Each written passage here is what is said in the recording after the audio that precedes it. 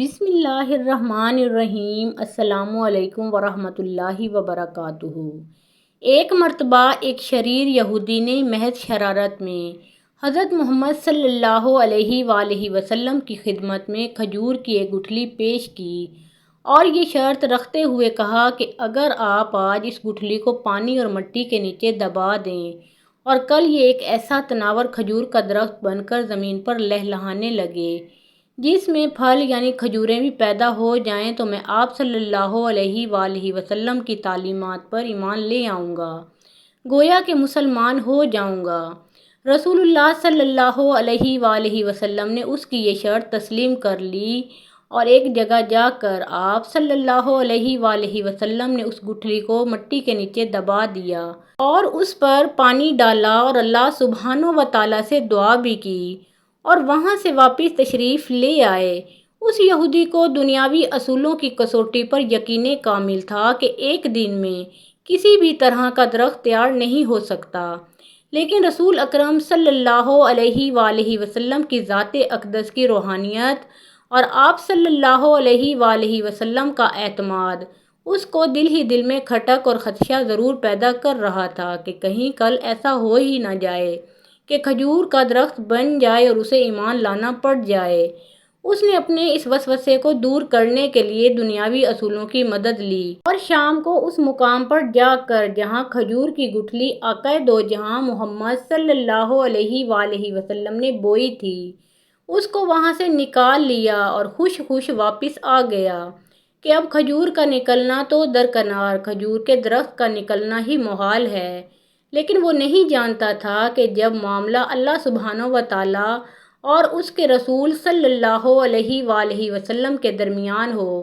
تو دنیاوی اسباب مانی ہو جاتے ہیں۔ آقائے دو جہاں محمد صلی اللہ علیہ وآلہ وسلم اور وہ یہودی اگلے دن مقام مقررہ پر پہنچے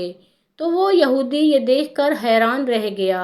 کہ وہاں ایک تناور درخت کھجوروں سے لدا کھڑا تھا۔ اس یہودی نے جب اس کی کھجور کو کھایا تو اس میں گٹھلی نہیں تھی، تو اس کے منہ سے بے اختیار نکلا کہ اس کی گٹھلی کہاں ہے۔ مرقوم ہے کہ اس موقع پر رسول اللہ صلی اللہ علیہ وآلہ وسلم نے فرمایا، گٹھلی تو تم نے کل شام ہی نکال لی تھی، اس لیے کھجور میں تو گٹھلی نہیں ہے، ہاں البتہ تمہاری خواہش کے عین مطابق کھجور کا درخت اور کھجور موجود ہے۔ کہا جاتا ہے کہ وہ یہودی اللہ سبحانہ و تعالیٰ کے اذن سے رسول اکرم صلی اللہ علیہ وآلہ وسلم کے اس معجزے کو دیکھ کر مسلمان ہو گیا۔ اس واقعہ کے بعد سے آج تک بغیر گٹھلی والی معجزاتی کھجور مدینہ منورہ میں خوب اگتی ہے۔ حضرت جعفر بن محمد اپنے والد سے نقل کرتے ہیں کہ حضرت عمر رضی اللہ تعالیٰ عنہ کے پاس یمن سے جوڑے آئے جو انہوں نے لوگوں کو پہنا دیے۔ شام کو لوگ وہ جوڑے پہن کر آئے اور اس وقت حضرت عمر رضی اللہ تعالیٰ عنہ قبر اطہر اور منبر شریف کے درمیان بیٹھے ہوئے تھے۔ لوگ ان کے پاس آ کر ان کو سلام کرتے اور ان کو دعائیں دیتے۔ اتنے میں حضرت امام حسن رضی اللہ تعالیٰ عنہ اور حضرت امام حسین رضی اللہ تعالیٰ عنہ اپنی والدہ حضرت فاطمۃ الزہرا رضی اللہ تعالیٰ عنہا کے گھر سے نکلے اور لوگوں کو پھلانگتے ہوئے آگے بڑھ رہے تھے اور ان کے جسم پر ان جوڑوں میں سے کوئی جوڑا نہیں تھا۔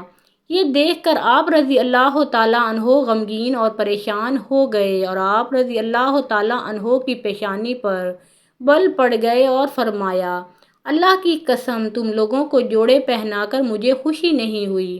کیونکہ حضور اقدس صلی اللہ علیہ وآلہ وسلم کے نواسوں کو تو نہیں پہنایا جا سکا۔ لوگوں نے عرض کیا، اے امیر المومنین، آپ نے اپنی رعایا کو جوڑے پہنا کر اچھا کیا ہے۔ حضرت عمر رضی اللہ تعالیٰ عنہ نے کہا، میں اس وجہ سے پریشان ہوں کہ یہ دو لڑکے لوگوں کو پھلانگتے ہوئے آ رہے تھے اور ان کے جسم پر ان جوڑوں میں سے کوئی جوڑا نہیں ہے، یہ جوڑے ان دونوں سے بڑے ہیں اور یہ دونوں ان جوڑوں سے چھوٹے ہیں، اس وجہ سے ان کو جوڑے نہیں دیے۔ پھر انہوں نے یمن کے گورنر کو خط لکھا کہ حضرت حسن اور حضرت امام حسین رضی اللہ تعالیٰ عنہما کے لیے جلدی سے 2 جوڑے بھیجو۔ چنانچہ انہوں نے 2 جوڑے بھیجے تو حضرت عمر رضی اللہ تعالیٰ عنہ نے ان دونوں حضرات کو پہنا دیے۔ ناظرین کرام، محمد صلی اللہ علیہ وآلہ وسلم کا پیارا نام ایک بار کمنٹ سیکشن میں ضرور لکھیں، اور ویڈیو پسند آئی ہو تو لائک شیئر کریں۔